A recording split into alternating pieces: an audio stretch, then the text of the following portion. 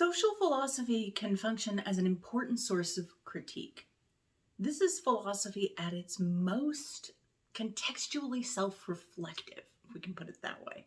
It's a means for thinking not only through social conditions and trying to name and describe the nature of our social relations, both those features of our social life that might be historically or regionally specific, of course, our relations to each other and our styles of society change through time, and they always have.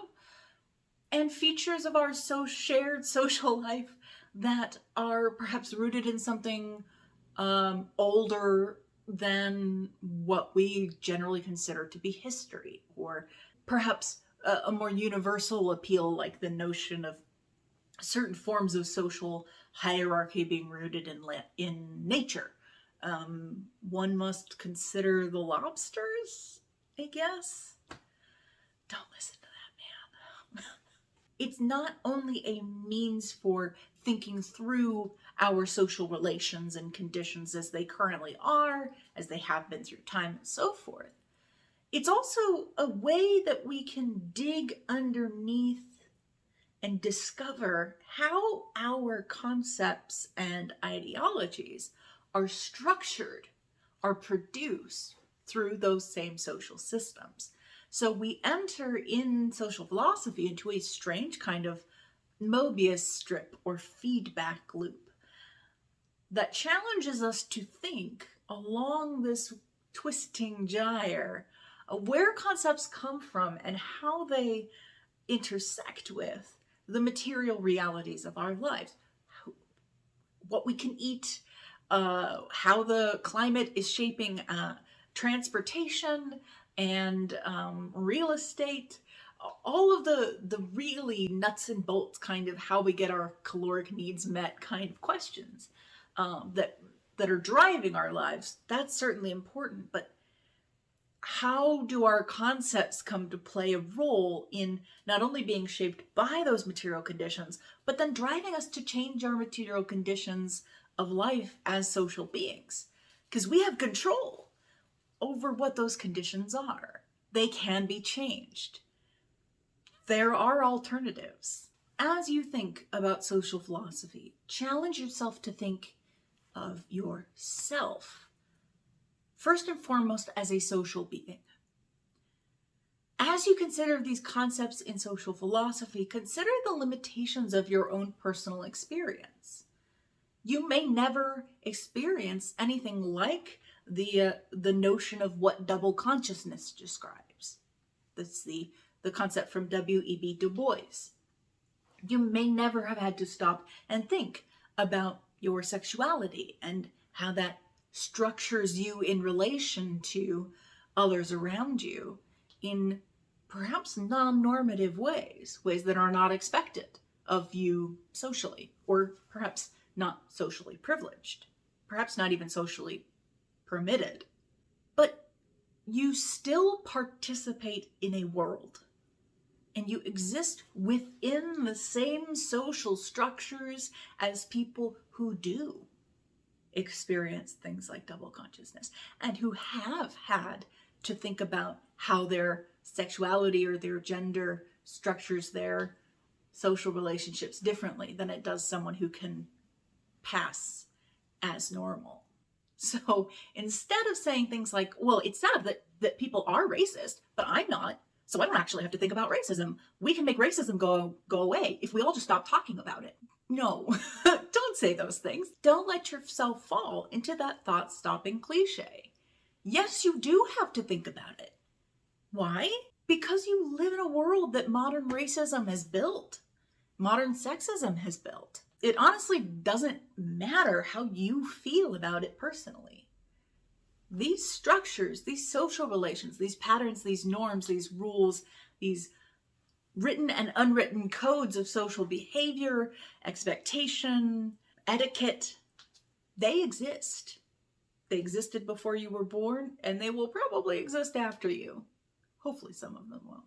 But you participate in that world. You are in relationship to people who do have to deal with that stuff. It's not just a matter of whether or not you care about those people. It's a matter of whether or not you recognize how your freedom and your safety are tied in with theirs. Because the same structures that reproduce forms of injustice for one group generally come back around to bite another group in the ass. People make their own history, but they do not make it as they please. They do not make it under self-selected circumstances, but under circumstances existing already, given and transmitted from the past. The tradition of all dead generations weighs like a nightmare on the brains of the living. And just as they seem to be occupied with revolutionizing themselves and things, creating something that did not exist before, precisely in such epochs of revolutionary crisis, they anxiously conjure up the spirits of the past to their service, borrowing from them names, battle slogans, and costumes in order to present this new scene in world history in the time-honored disguise and borrowed language. Thus, Martin Luther put on the mask of the Apostle Paul. The revolution of 1789 to 1814 draped itself alternately in the guise of the Roman Republic and the Roman Empire. And the revolution of 1848 knew nothing better to do than to parody now 1789, now the revolutionary tradition of 1793 to 95. Doing social philosophy requires us to recognize all of the ways in which our thinking and acting is contextual. There is no philosophy in a vacuum, no revolutionary spirit that does not at once both empower and potentially haunt us. The tradition of all dead generations weighs like a nightmare on the brains of the living, as Karl Marx wrote. So, what is required to think differently, to do differently? If we really want to change the world, which is the goal of social philosophy, or at least fight to make it more livable for all of us, how can we avoid falling into mere parodies of the successful social movements and revolutionary ideas that came before us? What kind of imagination will keep us from reproducing those same old injustices again and again, just wearing different guises? Is history doomed to repeat itself? Is this all there is? Is this the best of all possible worlds? In Voltaire's book Candide, there's a character named Professor Pangloss. He's a philosopher. His life is miserable, and the lives of the people around him are miserable. The world is filled with miserable events, terrible events, earthquakes and storms and breaking up ships and all of these terrible, terrible things that Pangloss encounters in his daily life are just sort of constantly barraging him. He's just always caught in the middle of every terrible thing. He's like the Forrest Gump of terrible life events. But all throughout, Pangloss insists, based on his philosophical framework, that all of these terrible events must be for the best, because this is the only world that exists, and therefore must be the best of all possible worlds, because a world that exists is better than one that doesn't exist, and that must include some other kind of benefits as well. And so therefore this is the best of all worlds that could be possible. That's why it's the one that exists. So all of these terrible things must be justifiable in some way. So we'd all better be satisfied with the world as it is, because it could not have been otherwise. Either you lean into this is divinely ordained, so all of these horrible events must be somehow working out toward some divine plan at the end, and everything's going to be revealed with the big finale that everything's all right. This is the best of all possible worlds. Or you go in a more, let's say, naturalist, materialist direction, and you say, The world could not have been otherwise than it is. Therefore, all injustices that, or let's say, all misfortunes, all miseries that we experience are just sort of the cost of doing business, where doing business means being alive. So it matters how we conceptualize the world.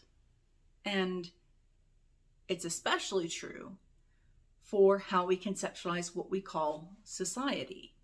Because theorizing about society is never merely a descriptive task.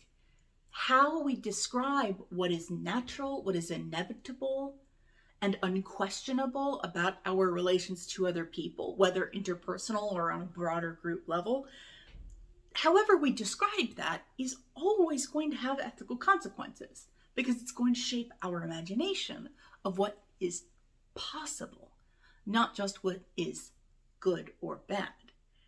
And believing some better future to be impossible, well, that's when you just give up, right?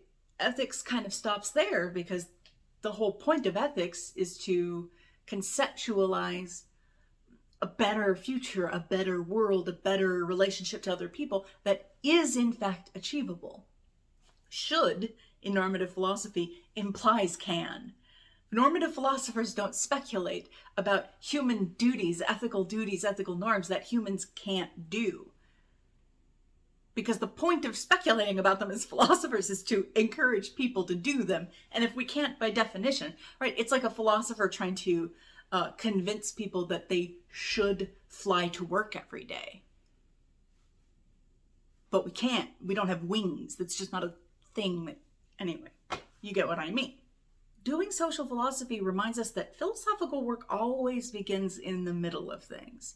There is no view from nowhere, and each individual person is limited, is finite, exists in space and time, a very particular space and time, surrounded by other people who are similarly bound.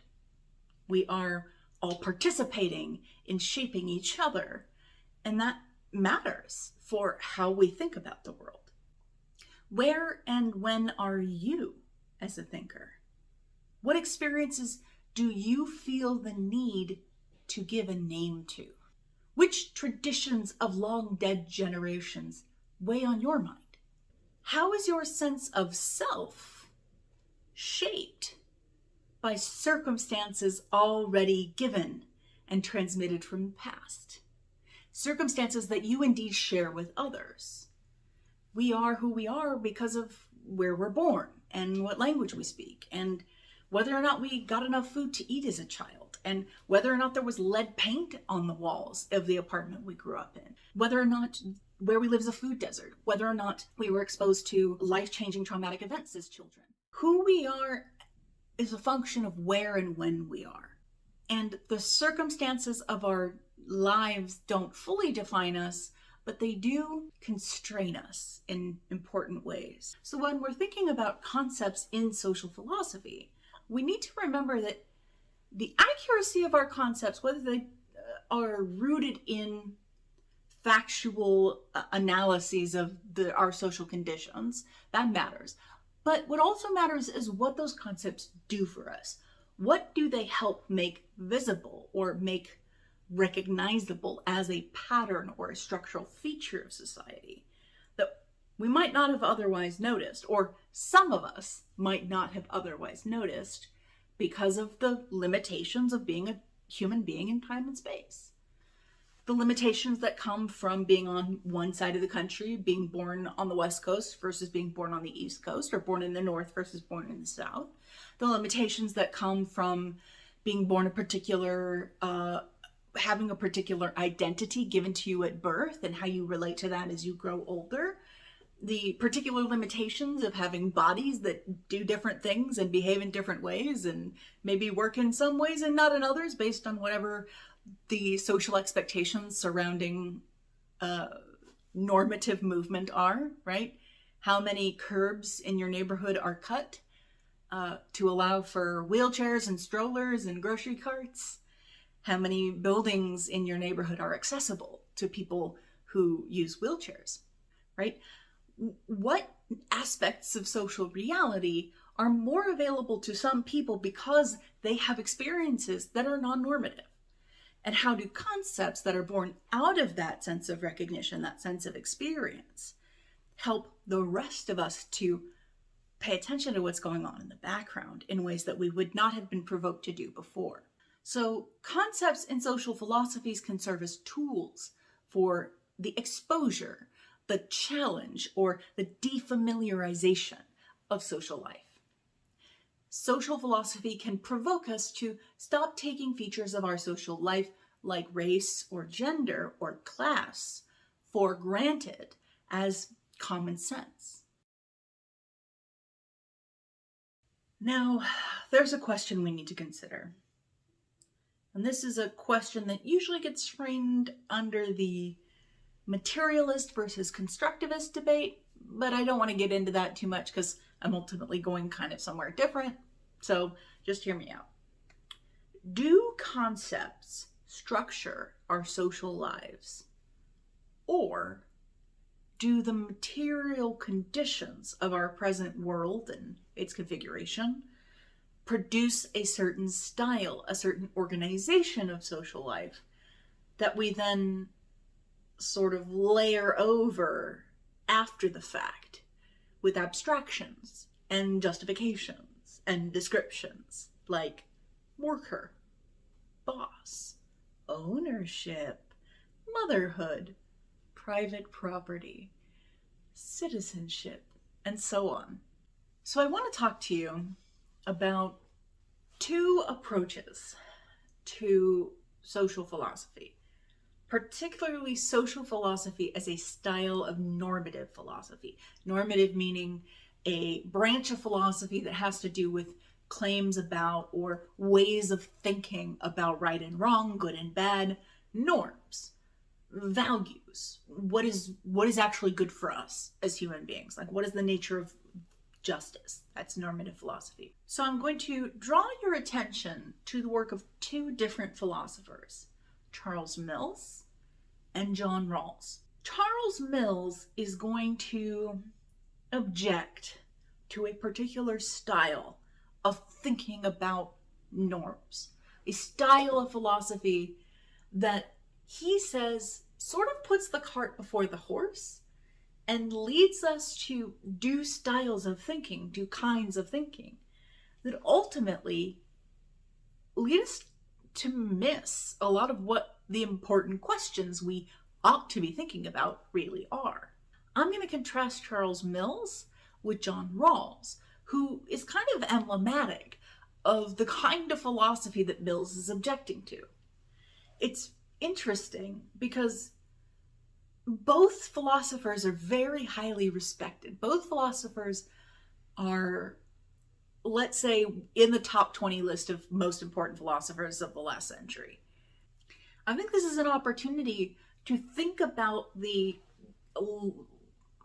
conceptual conflicts, the conceptual mismatch or disagreements that can occur between two different styles of philosophy, two different ways of doing philosophy, that nevertheless come from people with very similar kinds of social commitments to a particular vision of social justice. I would say that, details aside, Mills and Rawls both have a shared commitment to social equality between men and women, between people of different racial groups, a concern for the poor, a concern about economic justice.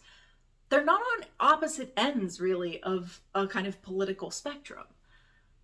They just have very different ways of thinking about how we should be doing our thinking.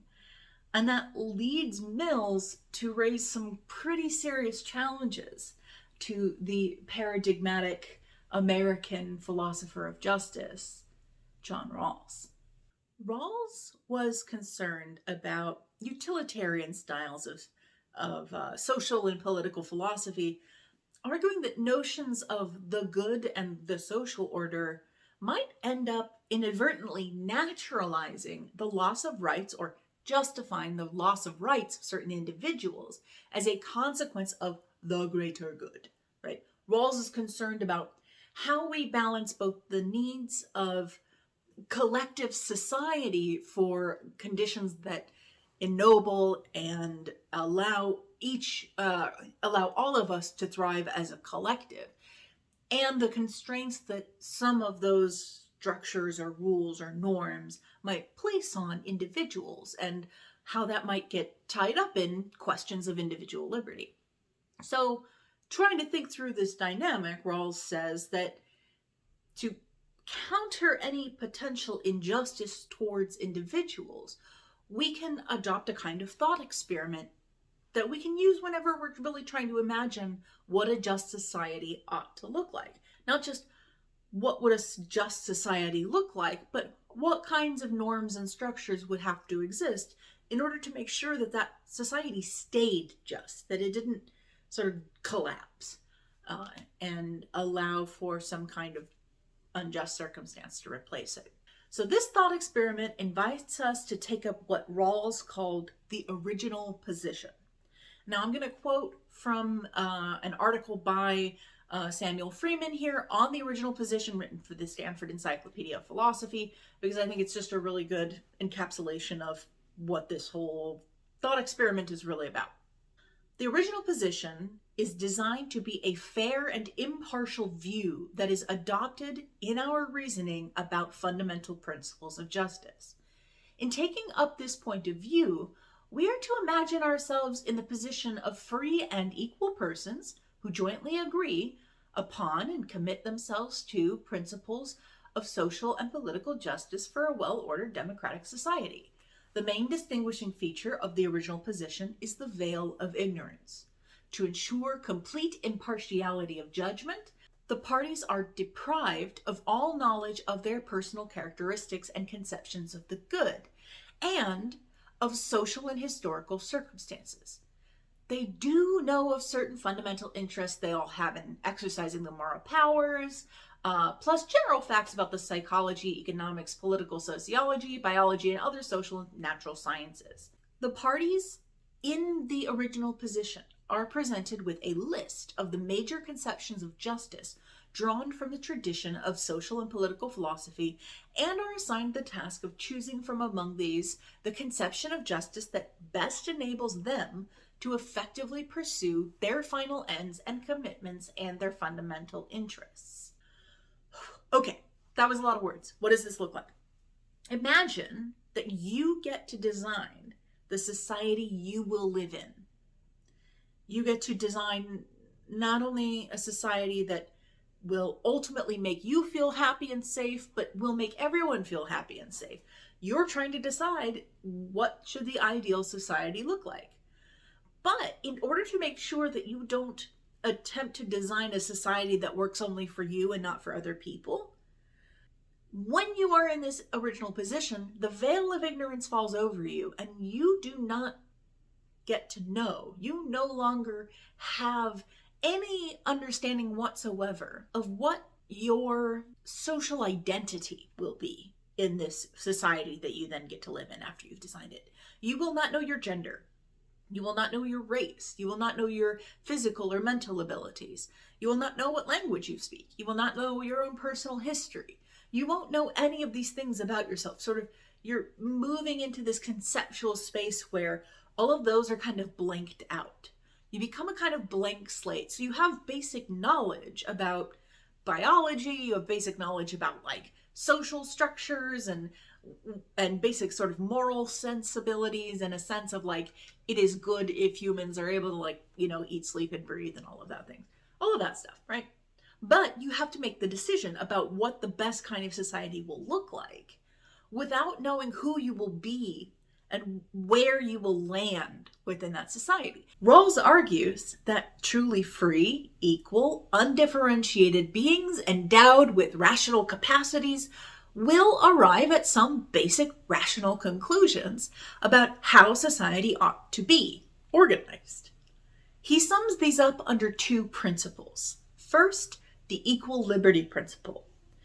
This is the principle that people must be treated fairly and guaranteed a minimum of natural rights to pursue their own ends. According to that same article from the Stanford Encyclopedia of Philosophy, quote, "The basic liberties include things like freedom of conscience, thought, expression, and association, freedom and integrity of the person with the right to hold personal property, equal political liberties, and rights protected by the rule of law." Okay, so Rawls says that when you go behind the veil of ignorance and you're adopting this original position and you're trying to imagine what will be the best rules, norms, principles, what have you, that will structure your society that you're going to live in, at the very least, as a rational being in this position, you will come to the conclusion that in any society, if it's going to be one I want to live in as a human being, I should make sure that this society obeys a principle of respecting the equal liberties of all individuals. That all people ought to have certain basic freedoms and rights within that society, and they ought to have them all equally. When you adopt that original position behind that veil of ignorance, yes, you will know basic things like there's a certain thing that we call male biology, there's a certain thing we call female biology, but you won't know which of those applies to you until you step out from behind that veil. Behind the veil of ignorance, you don't know whether or not you will be a man or a woman in society. You do not know whether or not you will have a penis or a vagina, a uterus or not. You don't know whether you will be the bearer of the large or the small gametes when you step out into the society that you are imagining and building in your little mind palace, right? So it makes sense that you will not choose any laws or rules or norms that differentiate on the basis of sex, whether some people, namely men, should have rights and privileges and abilities that others, namely women, do not have. Because that would not be in your self-interest, would it? Because behind the veil of ignorance, you don't know whether you're going to turn out to be a man or a woman. See how that works? It's a cool little mental puzzle that we can adopt to think about, like, okay, what kind of rules would I put in place to ensure that I got the best deal? I got the best circumstances. I got to live my life the best way I can. But at the same time, you kind of lose all the details of what that I is, who that I will be. So you're forced to think from the position of anyone, everyone. It's kind of a fun exercise. I do recommend that everybody try to do that. Now, there's a second principle that Rawls says that rational beings who are imagining a good society under the original position, under the conditions of the veil of ignorance, a second principle that they will adopt, just as basic rationality. This is the difference principle. This is the principle that people can only be treated differently if that difference of treatment benefits those who are the least well off. Okay. This principle has to do with, and this is something that was really important to Rawls and thinking in his time, especially as a sort of like philosopher who was thinking through the challenges to the what's called the liberal philosophical tradition, the liberal tradition of political philosophy as emerges sort of out of the tradition of people like Jean-Jacques Rousseau and John Locke and all those guys, right? This sort of revolutionary 18th century Age of Enlightenment liberal tradition. That's why it's called liberalism, is because liberal means free. And this is a tradition of political philosophy that foregrounds the freedom of citizens within the political sphere as like the primary principle for organizing society, as opposed to something like a monarchy. Okay, so Rawls was trying to think through the challenges to that liberal system that were leveled at it by things like communism. Because the communist political philosophy says, that's great liberalism, but what about economics? Y'all talk a big game about freedom, talking about freedom of speech, freedom of worship, freedom of assembly. But what does that freedom even mean if some people are vastly more powerful than others and you are also then free to have your labor exploited, right? What's the, we don't get it. We don't get it. There's a kind of incompleteness there. Communist philosophers would probably say something like, there's some kind of contradiction, internal contradiction to liberalism that seems to need some resolution. And Rawls was, I think, appreciative of that critique. He wasn't a communist political philosopher, but as a good thinker, he said, you know what, that's a really great point. I should probably think about that. So the difference principle is one of these strategies, let's say, for thinking through what is the role or what is the potential freedom for differences between the treatment of people in society, not just like interpersonal difference of treatment, but treatment within the social structures in relation to this principle of equality. Fundamentally, this is about economics, right? Let me sum up here what the difference principle says from this encyclopedia, the Stanford Encyclopedia of Philosophy article that I mentioned earlier. So the difference principle requires, quote, that economic inequalities of income, wealth, powers, and prerogatives to be arranged to maximally benefit the least advantaged members of society, making them better off than they would be in any alternative economic system. Put a sticky note on that notion of an alternative economic system. Just stick that up in the corner, and we're gonna pull it down later. Anyway, so an example of this is different treatment of different people, so long as that difference of treatment is designed to benefit people who would be otherwise disadvantaged from a different kind of system. One example of this is affirmative action, right?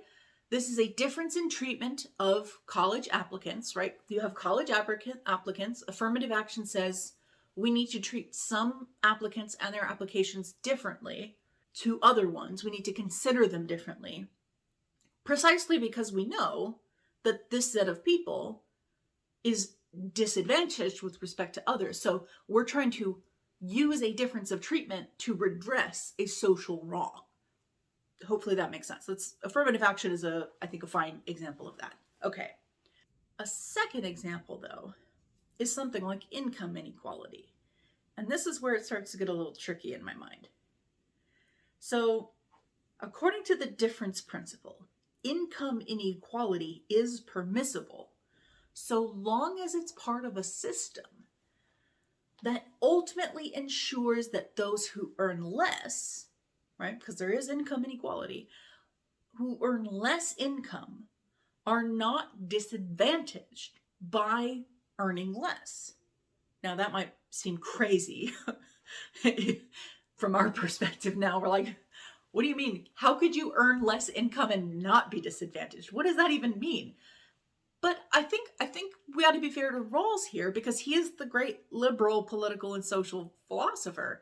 So he is saying that a good society is one in which, if there is going to be income inequality, the social system has been designed in such a way that that inequality doesn't substantively harm anyone who would be on the lower end of that inequality. So as a specific example here, I know that this is getting a little vague.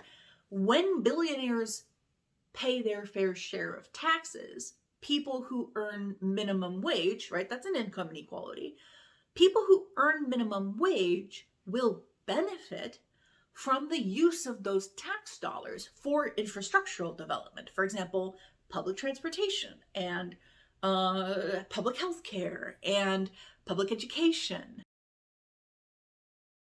The existence of billionaires, according to the difference principle, is only permittable within an ideal social system as long as those billionaires are taxed fairly.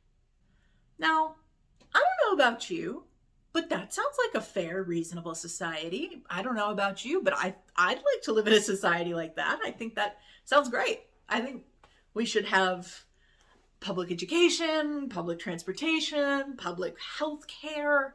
And I think all of that should be paid for by billionaires, because the inequality in income between them and the rest of us is so enormous that that inequality can't possibly be justified in a society where the equality principle also holds. Because remember, that equality principle is still there. Everyone should have the basic necessities of life met.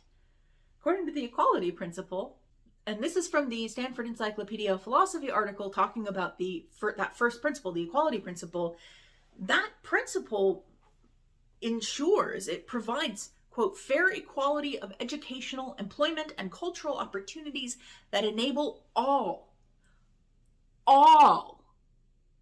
regardless of income, to develop their capacities and fairly compete for social positions of office and responsibility.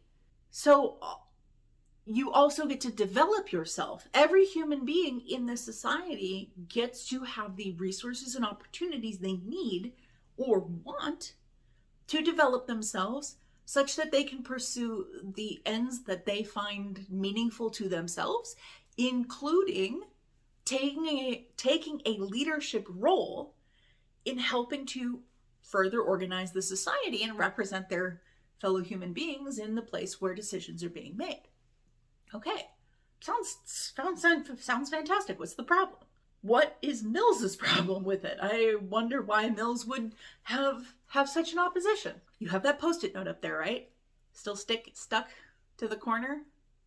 You still have it, right? What does it say? It says alternatives.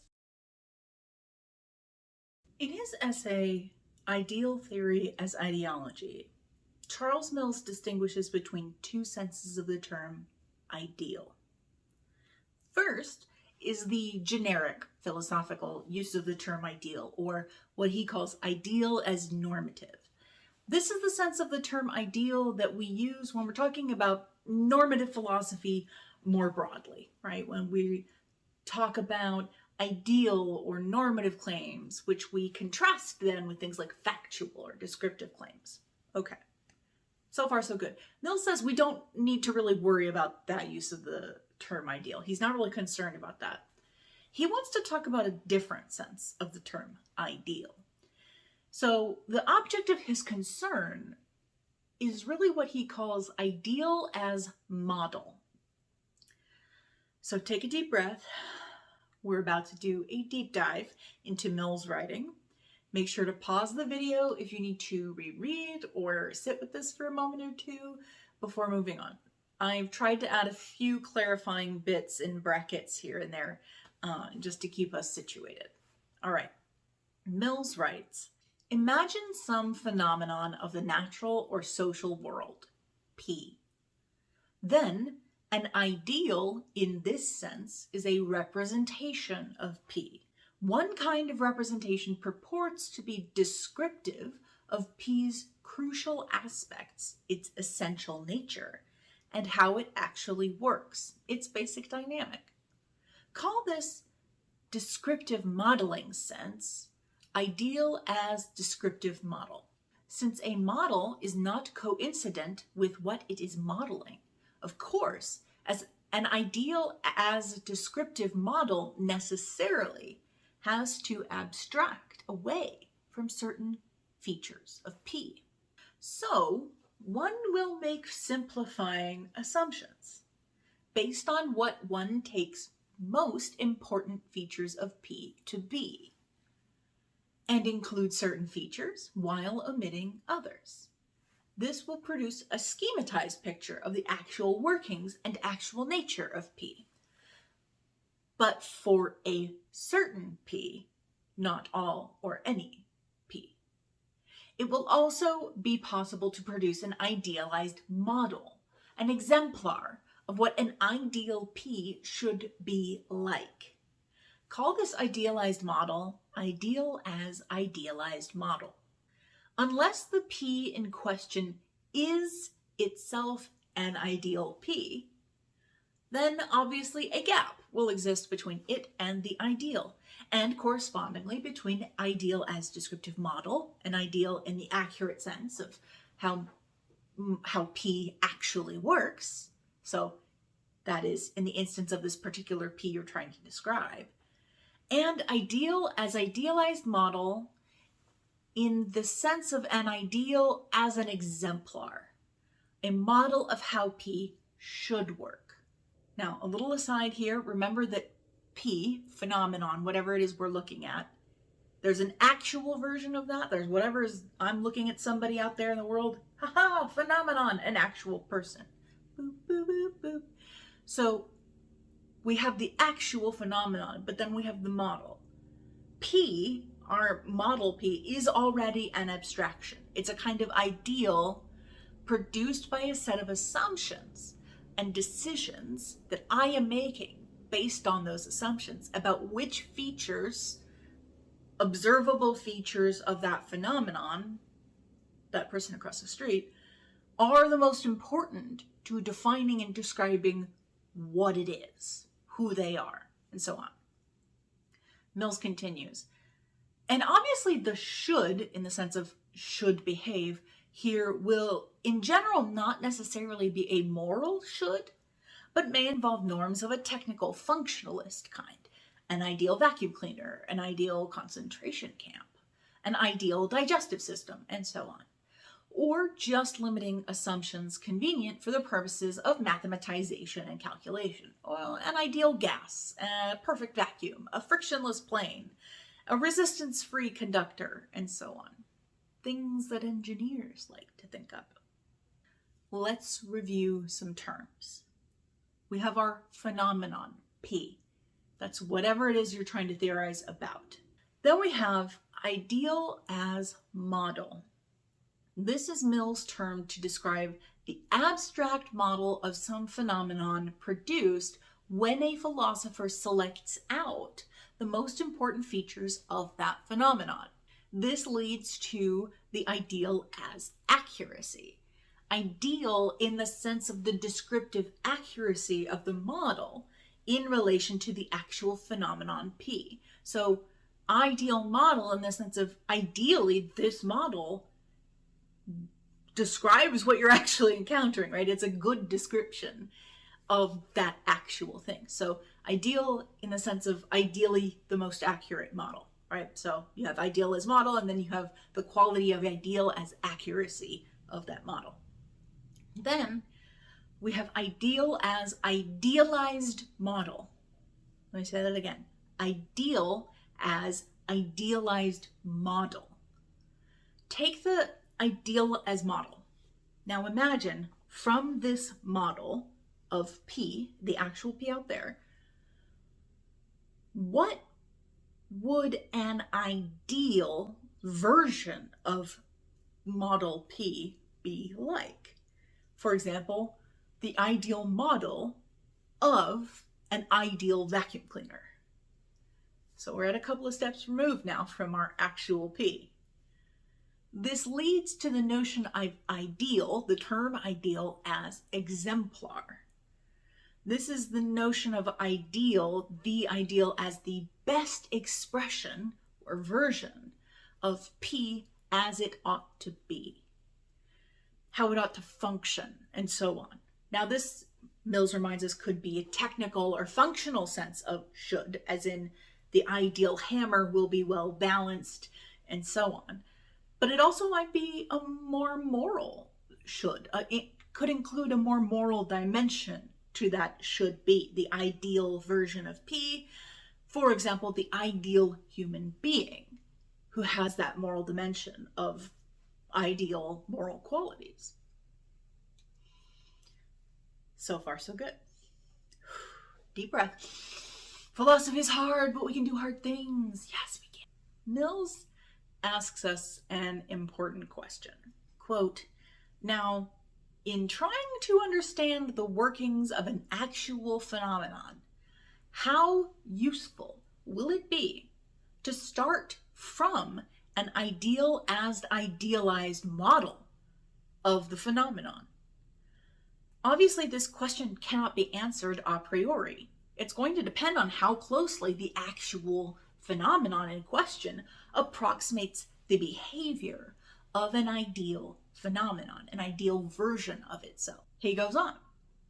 And if one wants to change the actual phenomenon so it conforms more closely in its behavior to the ideal phenomenon, one will need to work and theorize not merely with the ideal, that is, ideal as idealized model, but with the non-ideal, the ideal as descriptive model, so as to identify and understand the peculiar features that explain the phenomenon's dynamic and prevent it from attaining that ideality.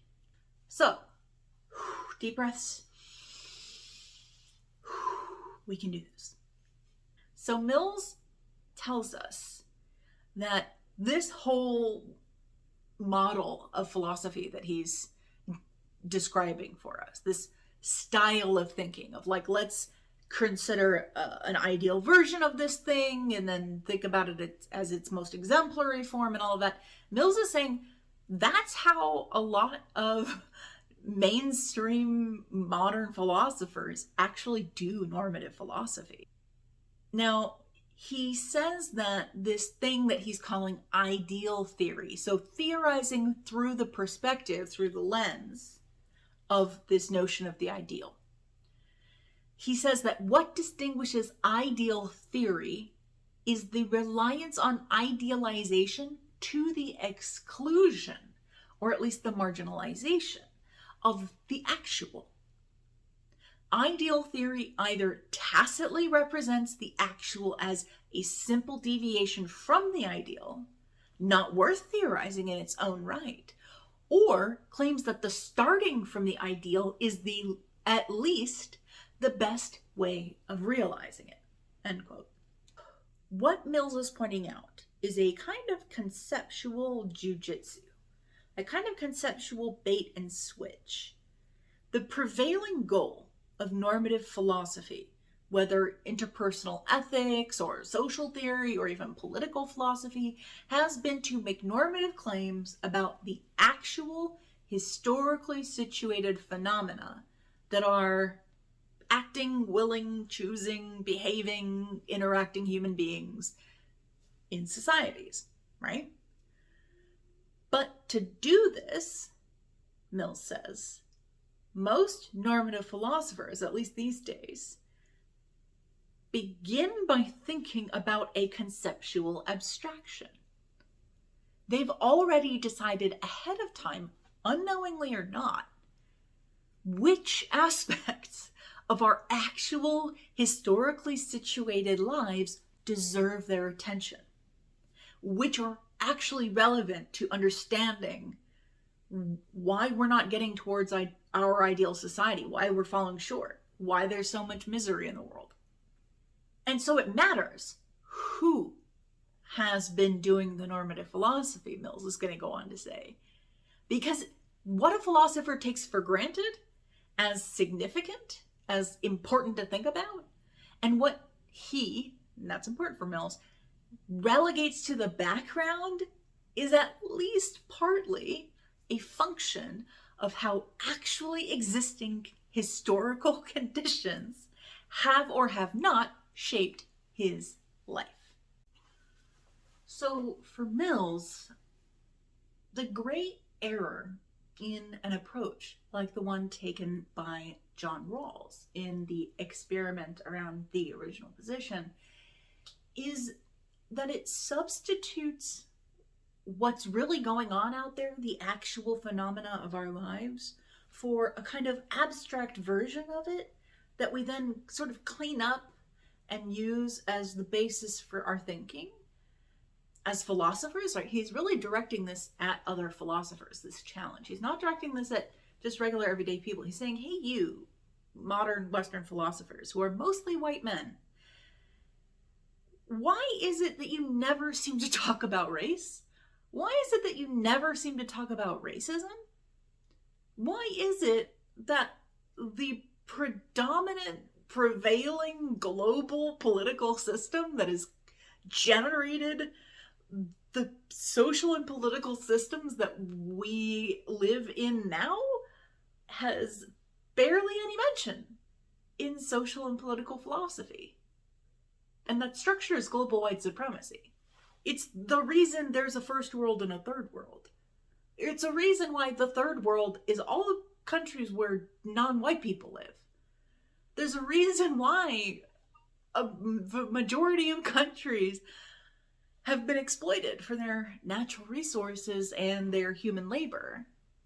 And they are subsequently historically impoverished, despite being, in fact, resource-rich countries. Like, these are the actual workings of the world around us. And yet, political philosophy always seems convinced that we need to be talking about, like, contracts between ideal humans and a state of nature, and it just doesn't make any sense, Mills is arguing. It's important to remember that Mills published this paper, Ideal Theory as Ideology, in Hypatia, which is a journal of feminist philosophy. He's really taking up the feminist insistence that philosophy has been male-dominated and therefore overrepresented the man as like the generic human being in philosophy and thus in politics and sociology and all other sorts of things, even in biology. And he's saying, okay, yes, absolutely, ladies, you're spot on with that. But which men?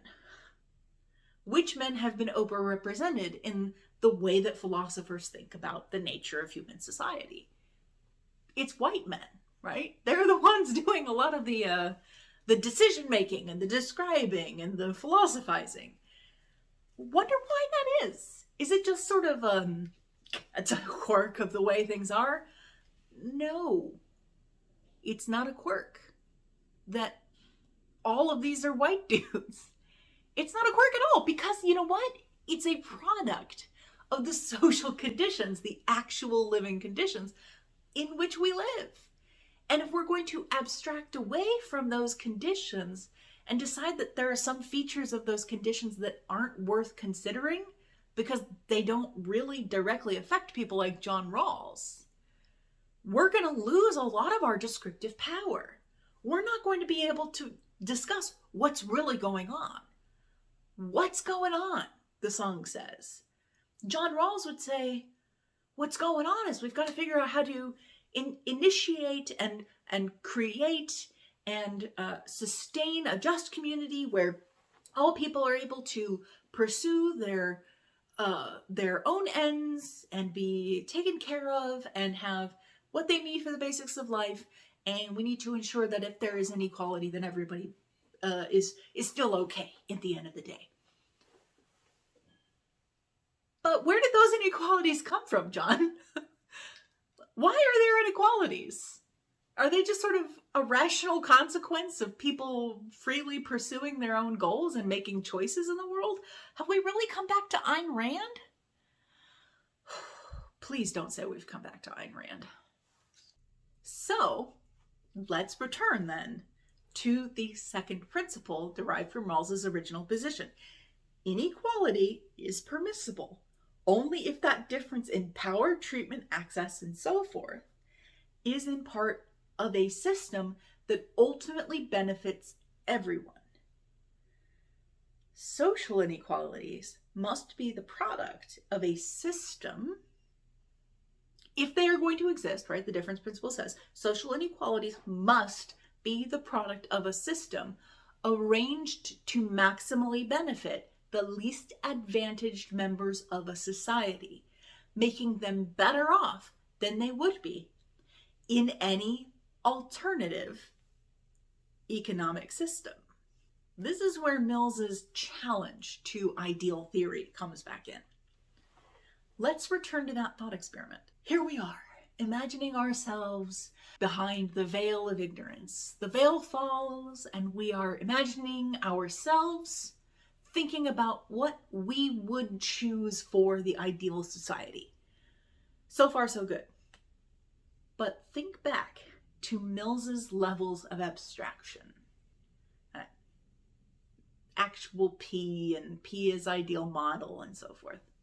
I scared you with all of that. Now we're bringing it back, but I promise it's going to make sense. On one level, we have how we actually think as breathing, historical, limited beings. the actual P.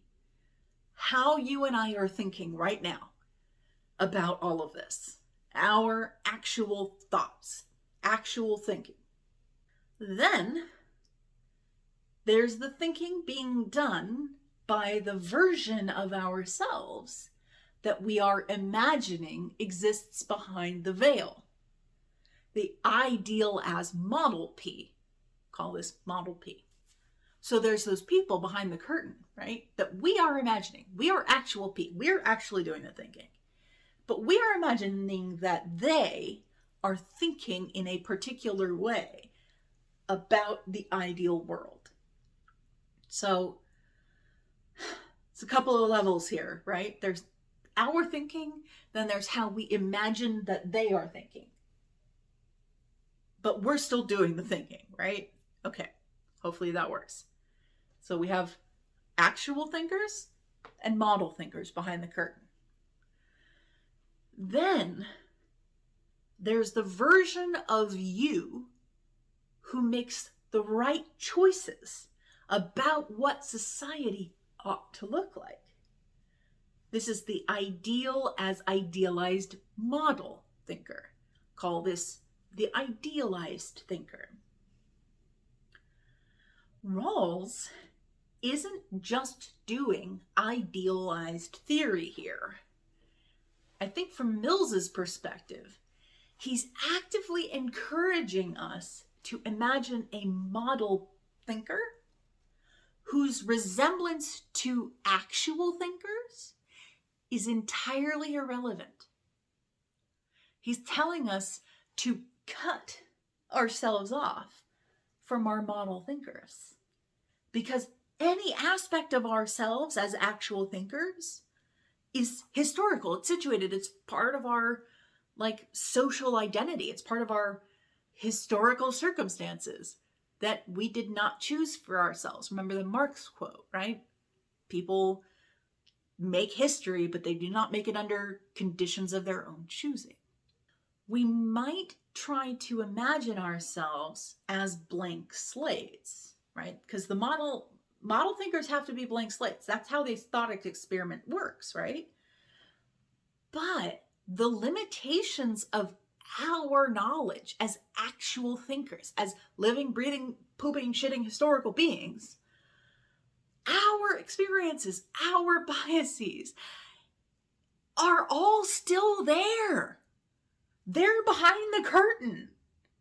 Just because we hid them doesn't mean that they disappeared. We just now have a cover that we can treat as a kind of fig leaf, as a kind of way of covering our tracks, to say our model thinkers are doing some great rational thought and choosing and deliberating behind this curtain. I promise you they're making great choices. They don't disappear, those limitations of our actual oopy goopy human blood and goopy selves. Those limitations don't disappear just because we will them to, just because we imagine them away. Especially if we don't know that they're there in the first place.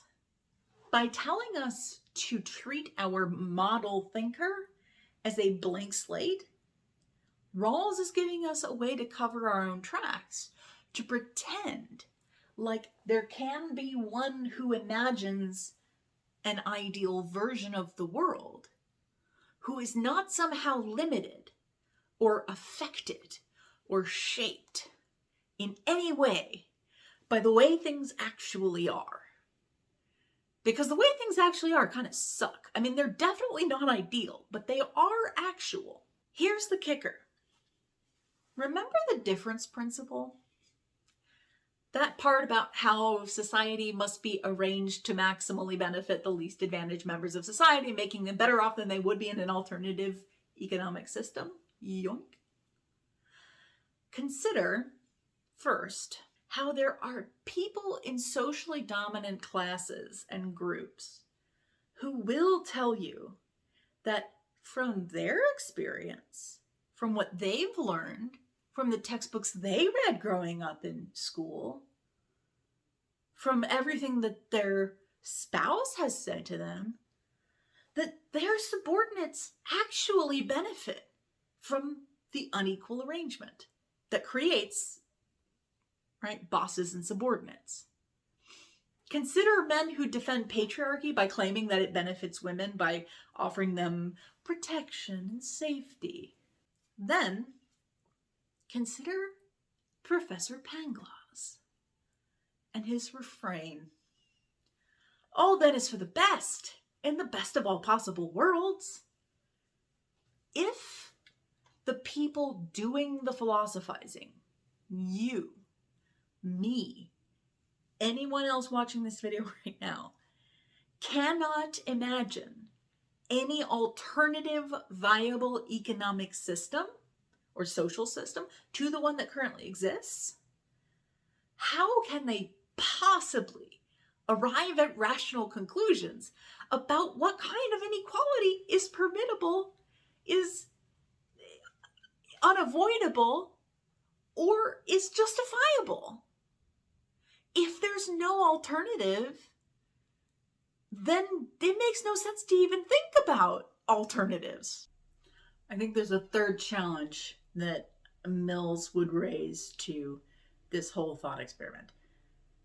He'd probably raise more than 3, but 3 is what I'm doing right now. But third, we can't meaningfully separate our knowledge as actual persons from the kind of knowledge that Model P needs to have in order to be the right kind of person who can make the right kind of choices about how society should be organized. Behind the veil of ignorance, Rawls says that we'll still have access to things like general facts about psychology, economics, political sociology, biology, and other social and natural sciences.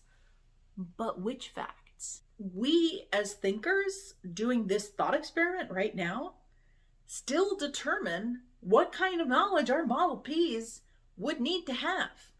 Our actual knowledge, with all its biases, limitations, and historical situatedness and incompleteness, gets transposed into ideal knowledge like that. I want to round out this lecture with a quote from a philosopher named Donna Haraway. She writes, "It matters what matters we use to think other matters with. It matters what stories we tell to tell other stories with. It matters what knots, not knots. What thoughts think thoughts. What descriptions describe descriptions. What ties tie ties. It matters what stories make worlds. What worlds make stories." That was from her book, Staying with the Trouble-Making Kin in the Cthulhu Scene, which I highly recommend.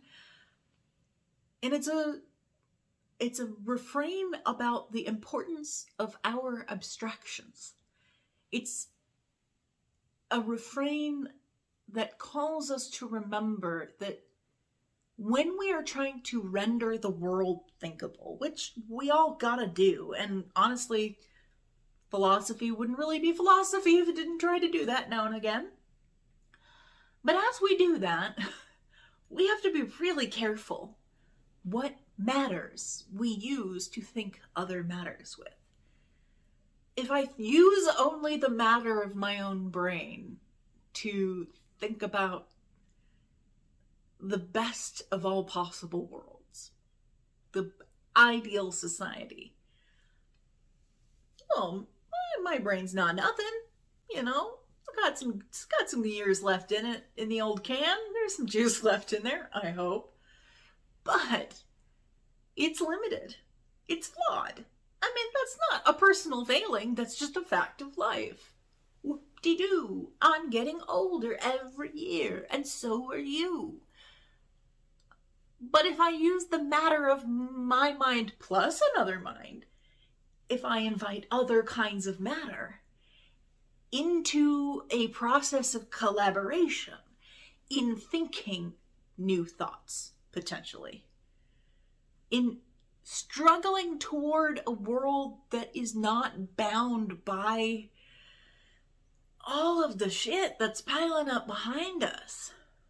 That might be a little bit of wishful thinking, but it matters. what matters I draw in for consideration, that I treat as worthy of consideration in my imaginary task, really, of thinking about what the ideal me would say when given the task of deciding how society should be run. The people behind the curtain, the folks in the original position behind the veil of ignorance, what do they have to think with? Who do they think with? How does a given mind expand beyond or exceed beyond the limitations of its experience? How do you come to learn the stuff that you don't know that you don't know? How do you define aspects of our social experience that are worthy of consideration?